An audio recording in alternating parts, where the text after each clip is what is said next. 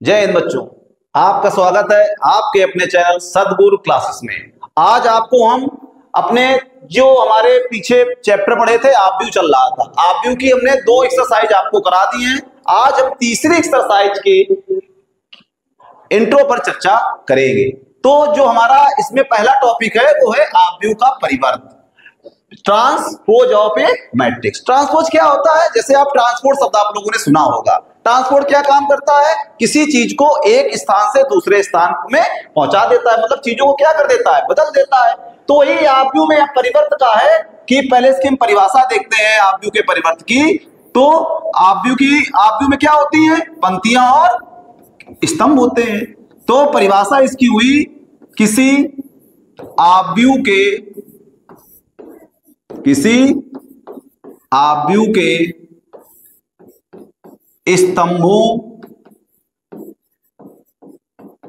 या पंक्तियों, आपव्यू के स्तंभों या पंक्तियों के परस्पर विनिमय का मतलब बदलना, विनिमय को आपव्यू का परिवर्त कहते हैं। आपव्यू का परिवर्त कहते हैं। आपव्यू का परिवर्त कहते हैं। कहने का मतलब कि जो पंक्तियां होंगी उनको हम क्या कर देंगे? स्तंभ बना देंगे, और जो स्तंभ होंगे उनको हम पंक्तियों में बदल देंगे। जैसे आपके पास एग्जाम्पल के रूप में एक एग्जाम्पल लेते हैं। आपको लिया एक आपव्यू ए बराबर 1 2 3 और 7 8 9। तो सबसे पहले आपव्यू किस ऑर्डर का है? तो हमारा 2 क्रॉस 3 का है। अब इसका जब हम परिवर्त करेंगे तो परिवर्त को हम लिखते कैसे हैं? तो उसको हम ए डैश या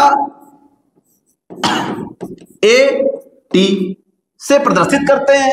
तो ये क्या आ जाएगा? हमने क्या भी बताया है परिभाषा में आपको कि भैया पंक्तियों या स्तंभों का परस्पर विनिमय, आपस में बदलना। अब ये हमारी पहली पंक्ति थी।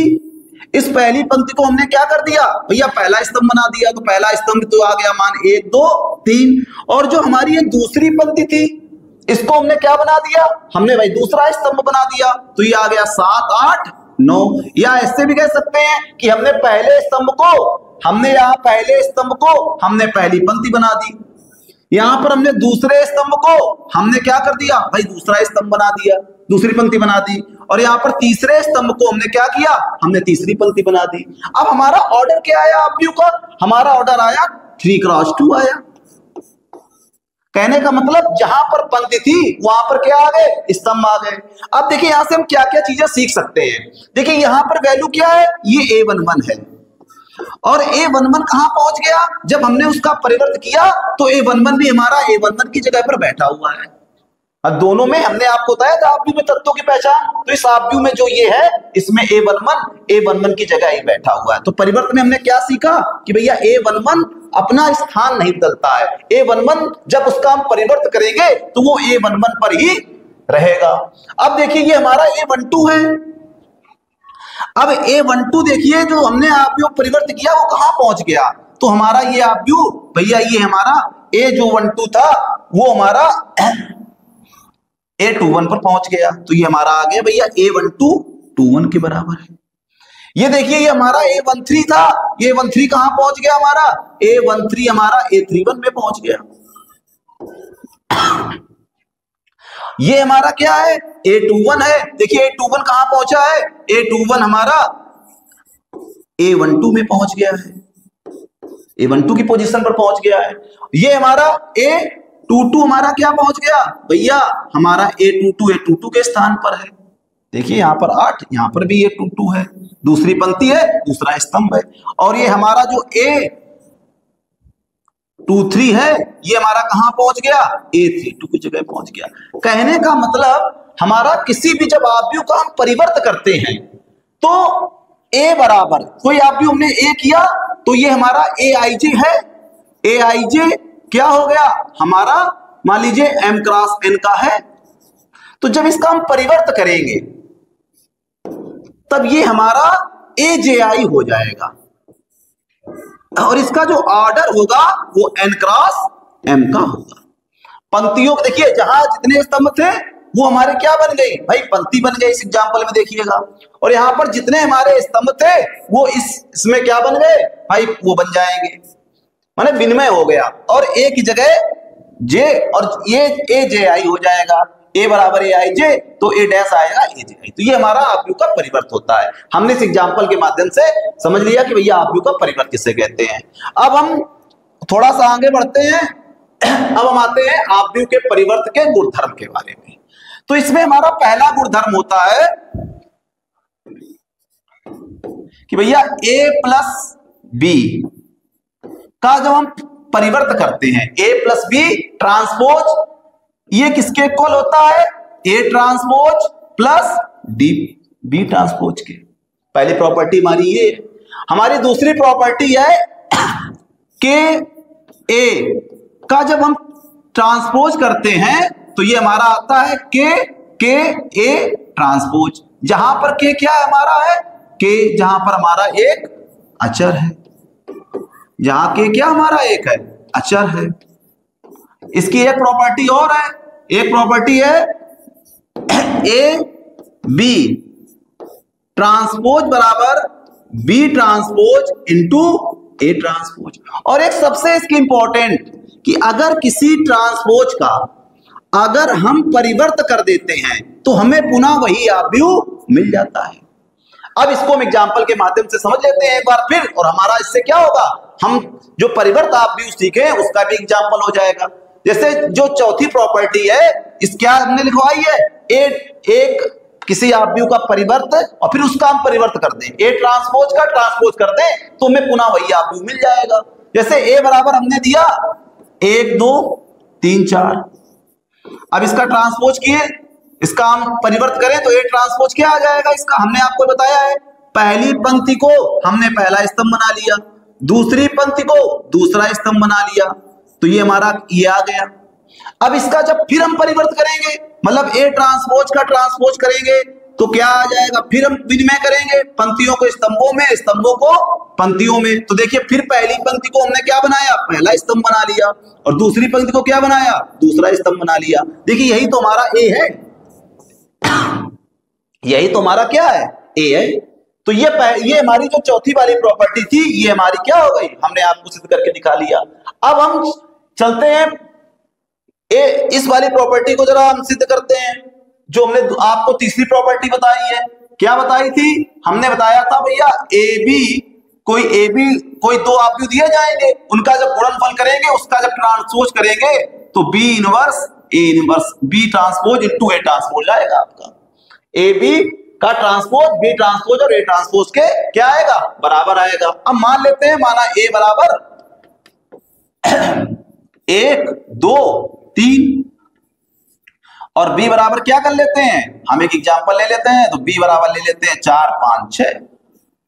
अब सबसे पहले हमें क्या करना, हमें ए बी निकालना है, क्योंकि जब तक ए बी नहीं निकलेगा उसका ट्रांसपोज नहीं निकलेगा। ए बी क्या है, एक हमारा आव्यूह है, तो ए बी, तो अब ए को लिखते हैं भैया 1 2 3 और बी को लिखते हैं 4 5 6। अब इनका सबसे पहले देखिए गुणनफल संभव होगा कि नहीं होगा, हमने पिछली कक्षाओं में आपको बताया है। इसका ऑर्डर क्या है, 3 क्रॉस 1 का, और इसका क्या है 1 क्रॉस 3 का। तो गुणन के लिए हमने क्या आपको बताया था कि भैया पहले आव्यूह में स्तंभों की संख्या दूसरे आव्यूह की पंक्तियों की संख्या क्या होनी चाहिए, बराबर होनी चाहिए। अब देखिए हम करते हैं भैया ए बी निकालने के लिए, तो पहले यहां क्या आता है मान, पहली पंक्ति पहला स्तंभ तो 4 एकम 4, फिर पहली पंक्ति दूसरा स्तंभ तो क्या आ जाएगा 5 एकम 5, फिर पहली पंक्ति तीसरा स्तंभ क्या आ जाएगा 6 एकम 6, फिर दूसरी पंक्ति पहला स्तंभ 4 दूनी 8, फिर 5 दूनी 10, 6 दूनी 12, 4 तिहाई 12, 5 तिहाई 15 और 6 18। तो ये हमारा ए बी आ गया। अब इस ए बी का क्या करेंगे, हम ट्रांसपोज करेंगे भैया, इसका परिवर्त निकालेंगे। तो ए बी परिवर्त बराबर क्या आएगा, हमने भी अभी बताया है कि भैया पहली पंक्ति को हम पहला स्तंभ बना लेंगे तो क्या आएगा 4 5 6, ये क्या आएगा 8 10 18 और ये क्या आएगा 12 15 और 18। तो ये इसका ए बी डैश आ गया। अब हमको क्या करना है, अब हमको निकालना है भैया बी डैश, क्योंकि हमें बी डैश ए डैश निकालना है। तो बी का मान क्या आएगा भाई, बी का परिवर्तन कर दे तो ये क्या आएगा 4 5 6 और ए डैश, तो ए डैश क्या आएगा 1 2 3। अब हमें क्या करना है बी डैश ए डैश, तो ये आ जाएगा 4 5 6, ये किस ऑर्डर का है 3x1 का, और ये आ जाएगा 1 2 3, ये आ जाएगा आपका 1x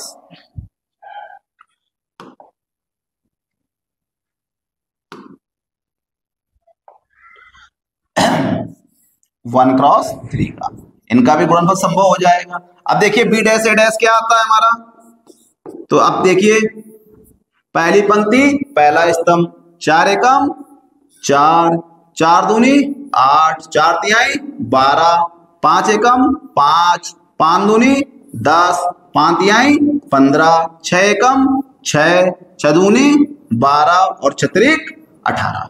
चलिए देखिए बी डैश ए डैश का मान देखिए ए जो बी ए इंटू बी निकाला था उसका परिवर्तन किया था, उसके क्या आ रहा है बराबर आ रहा है। तो ये प्रॉपर्टी भी जो हमने आपको भी कराई थी उस प्रॉपर्टी को भी हमने प्रूव करके बता दिया। अब चलिए अब थोड़ी अपनी चर्चा को आगे बढ़ाते हैं। जो हमारी दूसरी प्रॉपर्टी थी, दूसरी प्रॉपर्टी क्या थी, के ए का परिवर्त के इंटू ए के परिवर्त के क्या होती है बराबर होती है। तो अब यहां पर कोई हम आप भी ले लेते हैं, माना ए बराबर 1 2 3 4 और के बराबर ले लेते हैं 2। तो चलिए पहले हम के ए का मान निकाल लें। तो के का मान कैसे आएगा भैया, ये देखिए 1 2 3 4। अब भैया क्या आ जाएगा, ये 2 एकम 2, 2 दूनी 4, 3 दूनी 6 और 4 दूनी 8, ये आ गया के ए का मान। अब हमें क्या निकालना है, के ए का परिवर्त निकालना है। तो क्या आएगा ये भैया 2 4 6 8, ये आ गया इसका। अब बराबर किसके होता है के डैश को। सबसे पहले हम क्या निकालेंगे ए डैश निकाल लेंगे। क्या आएगा ए डैश इसका 1 2 3 4 और ये क्या हो जाएगा हमारा, अब के ए डैश के का मान क्या है 2, क्या आ जाएगा 1 3 2 4। तो ये आ गया आपका 2 6 4 8। देखिए दोनों के मान कैसे आ रहे हैं, समान आ रहे हैं। तो ये भी आपकी प्रॉपर्टी हो गई। जो गुणधर्म थे आप के परिवर्त के वो भी हमने आपको प्रूव करके दिखा दिया।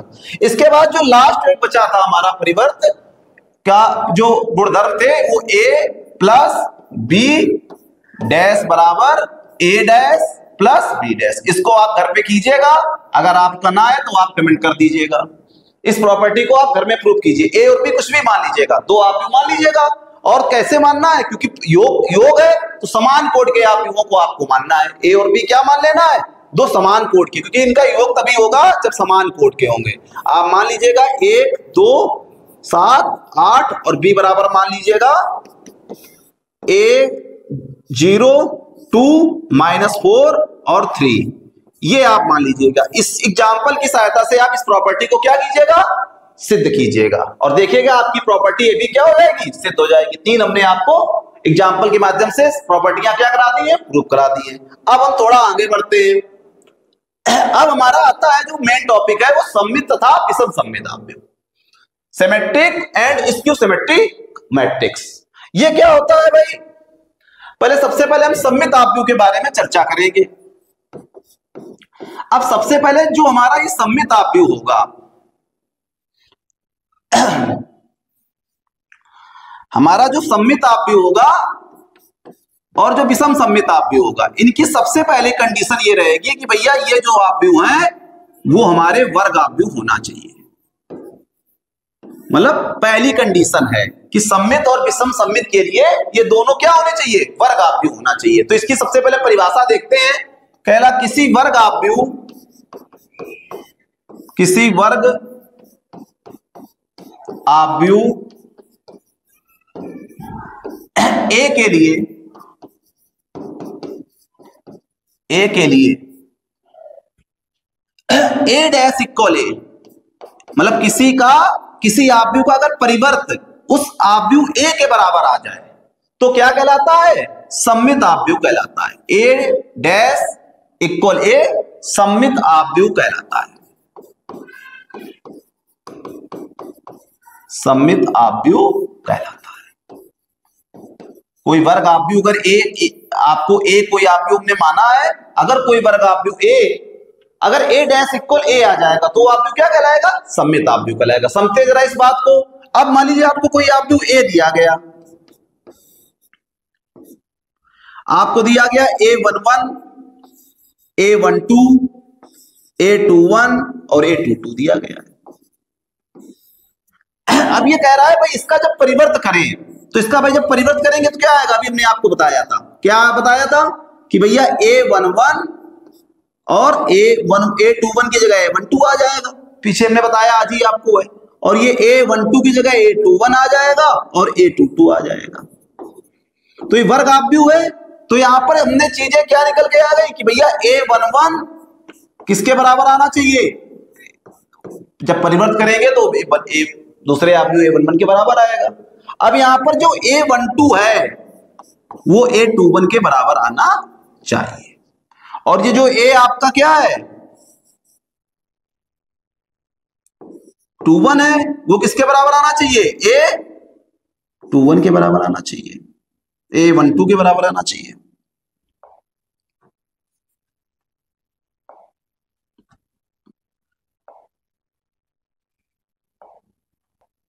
चलिए फिर लिख लेते हैं एक बार। सममित आव्यूह, अभी हम क्या बता रहे थे सममित आव्यूह में आपको कि भैया जो सममित आव्यूह होता है वो क्या होता है?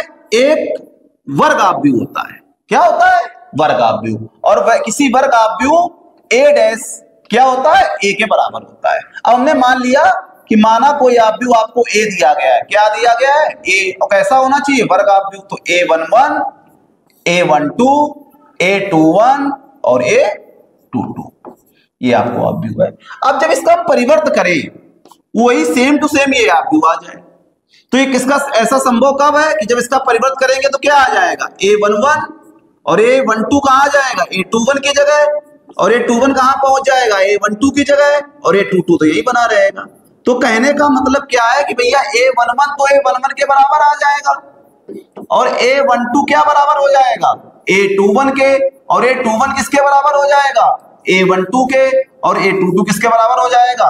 A22 के। तो ऐसा आव्यूह हमारा क्या कहलाएगा? सममित आव्यूह कहलाता है। एग्जाम्पल के माध्यम से देख लेते हैं कि एक एग्जाम्पल आपको दिया गया है A1 3 3 5। अब इस आव्यूह का हम परिवर्त करते हैं। इसका परिवर्त किया तो जैसे परिवर्त करेंगे क्या है? पहली पंक्ति को क्या बनाएंगे? पहला स्तंभ। और दूसरी पंक्ति को क्या बनाएंगे? दूसरा स्तंभ। देखिए जो A डैश है वो आ गया A डैश इक्वल A। जो हमने किसी आव्यूह का परिवर्त किया, देखिए इस आव्यूह को हमने परिवर्त किया, जब परिवर्त किया तो सेम आ गया। तो यहां से हम क्या चीजें सीख गए कि भैया यहां पर जो वर्ग आव्यूह के जो डायगोनल हैं, जो मुख्य विकर्ण हैं, वो क्या होते हैं? चेंज नहीं होते हैं। उनका मान क्या होता है? बदलता नहीं है।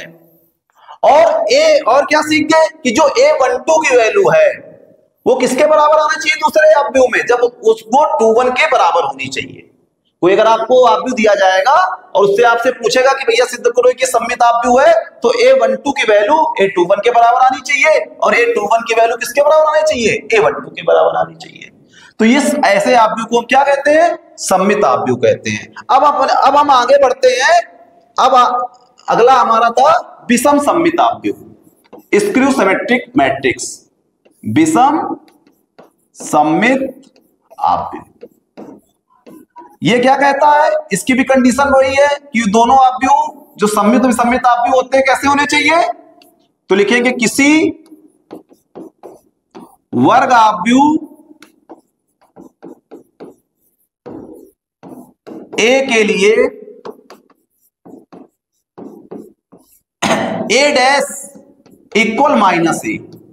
अगर कोई वर्ग आव्यूह दिया जाए और उसके लिए एक ए के लिए क्या आ जाए, ए डैश इक्वल माइनस ए आ जाए, तो वो आव्यूह क्या कहलाता है, विषम सममित आव्यूह कहलाता है। जरा समझिए इस बात को, कहने का मतलब ए बराबर अगर आपको ए आई जे दिया जाए और किस क्रॉस का होगा, एम क्रॉस एन का, उसका जब हम परिवर्त करेंगे तो यहां पर एक हम आव्यूह ले लेते हैं, पूरा कोई मान लेते हैं, तो ए बराबर हम लेते हैं 1 - 4 और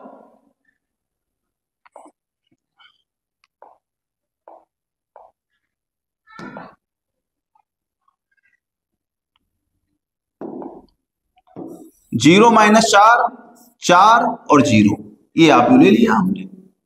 अब जब इस आव्यूह का हमने परिवर्त किया, परिवर्त करते हैं इस आव्यूह का, है क्या आएगा भैया, 0 - 4 और 4 और 0।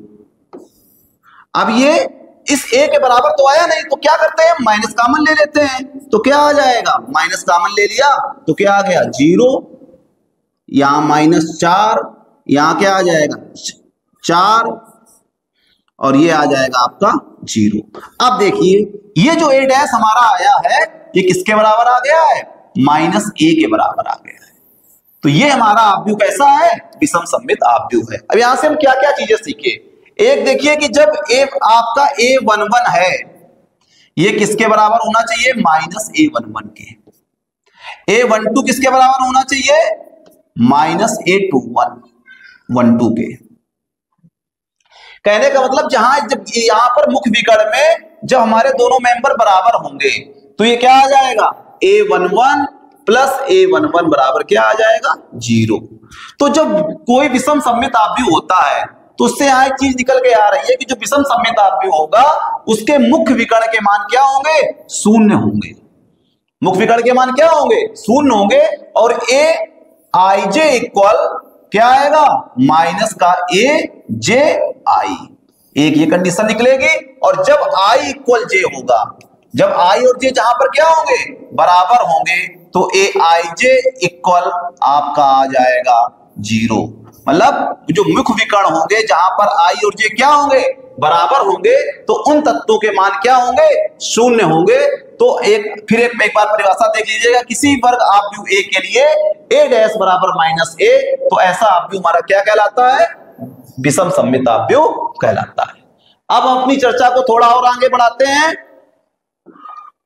अब हम इसकी जो कुछ प्रमेय है, महत्वपूर्ण प्रमेय, तो पहली प्रमेय कह रहा है वास्तविक अवयव वाले किसी वर्ग आव्यूह a के लिए a + a डैश एक सममित आव्यूह तथा a - a डैश एक विषम सममित आव्यूह होता है। कहने का मतलब कह रहा है कि भैया अगर कोई आव्यूह आपको a दिया गया है और उस आव्यूह का परिवर्त आप जोड़ देते हैं, ये परिवर्त जोड़ेंगे तो जो आपको एक आव्यूह मिलेगा, मान लीजिए आव्यूह b मिलता है, तो ये b भी क्या होगा, एक आपका परिवर्त एक सममित आव्यूह होगा। चलिए एग्जांपल के माध्यम से इस चीज को समझते हैं। क्या आपका आएगा भैया, a बराबर हमने मान लिया 1 2 3 4 माना।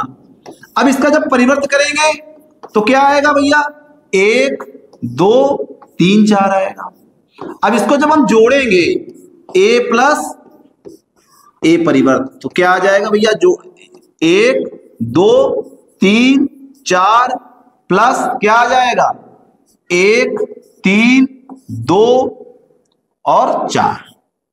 अब देखिए जोड़िए इसको, a11 के साथ जुड़ेगा भी इसके, तो 1 1 2 3 2 5 3 2 5 और ये 4 4 8। अब इस आव्यूह a + a डैश निकल आया। अब हमने माना क्या यहां पर है, हमने माना a + a डैश बराबर b। चलिए a + a डैश बराबर b, तो ये क्या आ गया आपका, a + a डैश बराबर b। तो हमें सिद्ध क्या करना पड़ेगा भैया, b डैश बराबर b सिद्ध करना पड़ेगा, क्योंकि b जो आव्यूह है वो क्या कह रहा है, एक सममित आव्यूह है। तो चलिए भाई b बराबर क्या हमारा है, हमारा b बराबर है 2 5 और 5 8। इसका जब हम परिवर्त करेंगे तो हमारा क्या आ जाएगा भैया, आ जाएगा देखिए 2 5 5 8। तो देखिए क्या निकल आया, b डैश बराबर b आ गया। तो क्या आ गया हमारा ये एक क्या आ गया, ये हमारा एक सममित आपव्यू आ गया। बी डैश बराबर बी आ गया तो क्या आ गया, ये हमारा सममित आपव्यू आ गया। अब इसको जरा हम सिद्ध करते हैं, मैथमेटिकल रूप में सिद्ध करते हैं, व्यापक रूप में। क्या लिखेंगे, माना ए प्लस ए डैश बराबर बी। ये इसको हम जनरल रिप्रेजेंटेशन इसका कर रहे हैं, हम इसका व्यापक रूप लिख रहे हैं। क्या लिख रहे हैं, व्यापक रूप। तुमने माना a प्लस ए डैश बराबर b, तो क्या आ गया हमारा ये। अब हम a प्लस ए डैश बराबर b लिख रहे हैं, तो हमने क्या किया भैया, दोनों पक्षों में परिवर्त कर दिया। तो a प्लस ए परिवर्त या a डैश बराबर ये क्या आएगा भैया, b डैश। और हमें सिद्ध क्या करना है, b डैश बराबर b सिद्ध करना है। अब देखिए, अभी हमने इसको पहली प्रॉपर्टी आपको बताई थी कि भैया a प्लस b परिवर्त बराबर a परिवर्त प्लस b परिवर्त। तो ये क्या आएगा भैया, a परिवर्त प्लस a परिवर्त का परिवर्त बराबर b परिवर्त। फिर हमने आपको एक प्रॉपर्टी और बताई थी कि भैया a परिवर्त का परिवर्त बराबर a। तो यहां क्या लिख सकते हो, a डैश प्लस a बराबर b डैश। और ये भैया ये क्या माना हमने b माना है। तो देखिए b बराबर क्या आ गया, b डैश आ गया। यही हमको क्या करना था, यही हमने आपको पिछले एग्जांपल में ये समझाया कि ये आपका इसका व्यापक रूप है, मैथमेटिकल रूप है आपका, कि कैसे हम a प्लस ए डैश बराबर b माना तो हमें क्या कह रहा है कि भैया a प्लस ए डैश जो है एक सममित आपव्यू है। तो ये हमने आपको सिद्ध करके दिखा दिया कि ये कैसा एक आपका सममित आपव्यू आ गया। चलिए अब हम विषम सममित आपव्यू पर बात करेंगे। जो उसकी नीचे बात दी गई है, क्या कह रहा है, a माइनस ए डैश एक विषम सममित आपव्यू होगा। अब इसी एग्जांपल को हम क्या करते हैं, इसी एग्जांपल को हम समझते हैं a माइनस ए डैश करके। तो इसमें क्या दिया गया है, a बराबर हमने क्या माना था, a बराबर हमने माना था 1 2 3 4 माना था। अब हम a माइनस ए डैश निकालेंगे, तो सबसे पहले हम ए डैश निकाल लेते हैं। तो इसका ए डैश क्या आ जाएगा भैया, 1 2 3 4 आ जाएगा। अब हमने कर दिया भैया 1 2 3 4 माइनस ए डैश क्या दिया गया है, 1 2 3 4 क्या आ जाएगा भैया, 1 में देखो 1 गया 0, 2 में 3 गया माइनस का 1, 3 में 2 गया 1, 4 में 4 गया 0। अब इसको भी मान लेते हैं, माना a माइनस ए डैश बराबर हमने c मान लिया, वहां भी माना था, यहाँ क्या मान लिया c। तो अब क्या सिद्ध करना पड़ेगा हमको, अगर ये कह रहा है a माइनस ए डैश कैसा है, विषम सममित आपव्यू। क्या कह रहा है, विषम सममित आपव्यू। अब विषम सममित आपव्यू के लिए हमने आपको क्या बताया है कि भैया c डैश बराबर माइनस के c। तो जो c दिया गया है इसका जो परिवर्त करेंगे वो माइनस c के क्या आएगा, बराबर आएगा। तो भैया c बराबर क्या दिया गया है हमको c बराबर दिया गया 0 माइनस 1 1 0। अब इसका हमने परिवर्त कर दिया, तो परिवर्त क्या आएगा, 0 माइनस 1 1 0। अब हमने यहां से क्या कर लिया, इसमें माइनस कॉमन ले लिया, तो क्या आ गया 0 माइनस 1 1 0। तो किसके देखिए c के बराबर आ गया। तो किसी भी आपव्यू a के लिए अगर उसका परिवर्त करके उसमें घटाते हैं तो वो आपव्यू क्या होता है, एक विषम सममित आपव्यू होता है। a माइनस ए डैश दो आपव्यूओं, एक आपव्यू के लिए क्या होता है, लिखा है वास्तविक अवयव वाले किसी वर्ग आपव्यू a के लिए a प्लस ए डैश सममित आपव्यू और a माइनस ए डैश क्या होता है, विषम सममित आपव्यू होता है। इसकी जरा हम प्रूविंग भी देख लेते हैं, इसका जनरल हम व्यापक रूप देख लेते हैं। क्या इसका व्यापक रूप है, चलिए क्या हमने माना था, a माइनस ए डैश मान लेते हैं, माना a माइनस ए डैश बराबर c। और हमें सिद्ध क्या करना है, हमें c डैश बराबर क्या करना है, या माइनस के c सिद्ध करना है। क्योंकि किसी भी वर्ग आपव्यू के लिए क्या होता है, c dash equal minus c एक विषम सममित आपव्यू होता है। अब हमने फिर क्या करेंगे भैया, a माइनस ए डैश बराबर उसका परिवर्त कर देंगे c परिवर्त। अब फिर हमने वही प्रॉपर्टी बताई थी, क्या कर दोगे, a परिवर्त माइनस a परिवर्त का परिवर्त बराबर c परिवर्त। ये आ जाएगा a परिवर्त माइनस a बराबर c। अब क्या आ जाएगा, ये प्रॉपर्टी जो बताई थी हमने आपको, a प्लस b का परिवर्त बराबर a परिवर्त प्लस बी परिवर्त, और एक बताई थी ए परिवर्त का परिवर्त बराबर ए। इन दो प्रॉपर्टियों का यहां पर यूज हुआ है। अब यहां से माइनस कॉमन ले लेंगे तो क्या आ जाएगा भैया, ये ए माइनस ए डैश बराबर सी डैश। ये क्या दिया गया था, सी दिया गया था, तो सी परिवर्त बराबर क्या आ गया, माइनस सी। तो ये भी सिद्ध हो गया कि भैया ए माइनस ए डैश ये क्या होता है, विषम सममित अवयव होता है। आज के लिए बच्चों इतना ही। कल हम इस एक्सरसाइज के क्या है सवालों पर चर्चा करेंगे। तो इसके लिए आप सभी को अगले वीडियो का इंतजार करना पड़ेगा। तब तक के लिए बच्चों जय हिंद।